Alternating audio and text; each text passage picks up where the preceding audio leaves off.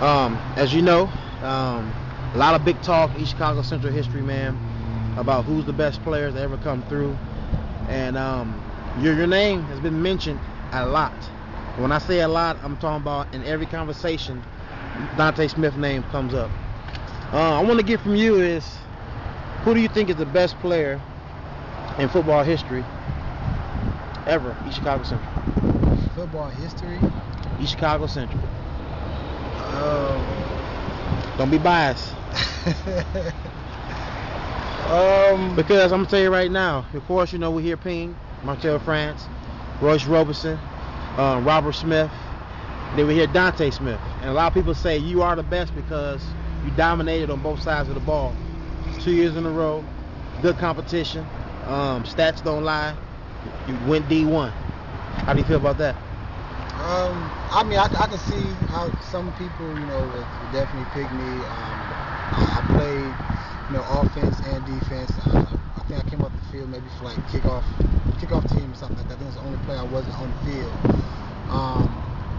And somewhat, looking back, I can see that, how people can choose me. I could agree with that.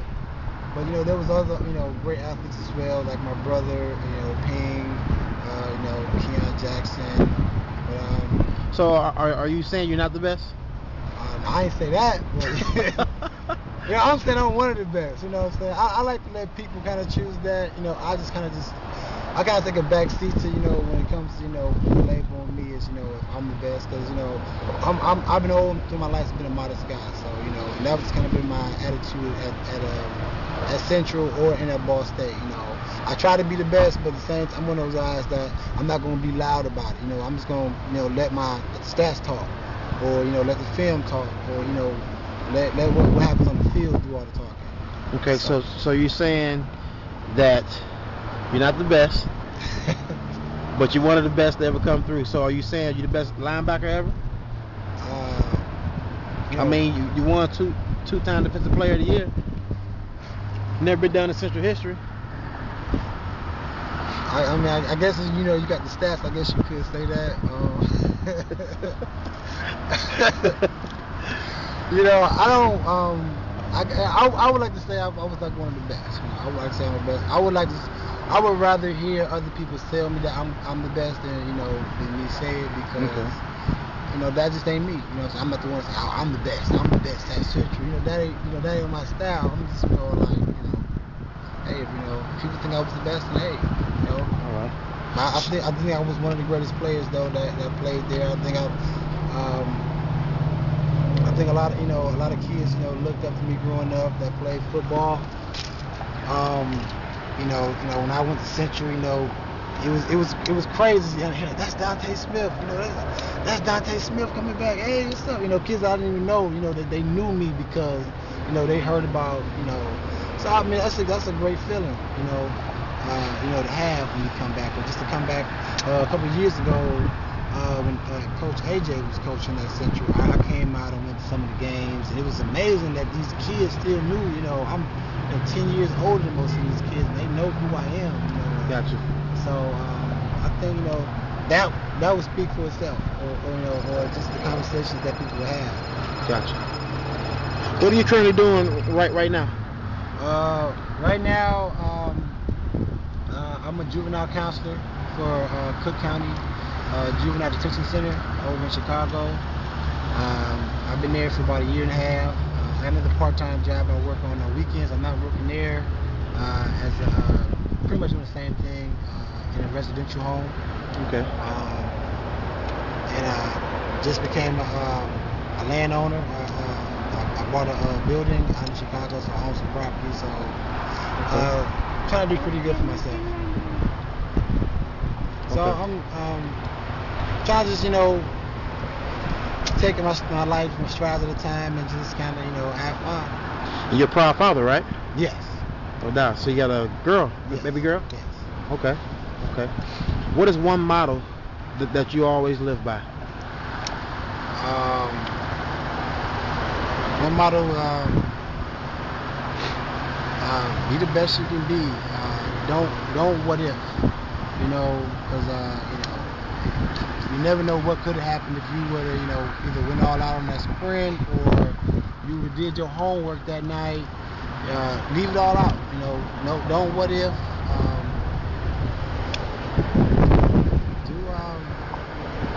Stay focused. Stay focused. Get a goal and stay focused on that goal. And have a purpose in life. It's something that you want to do.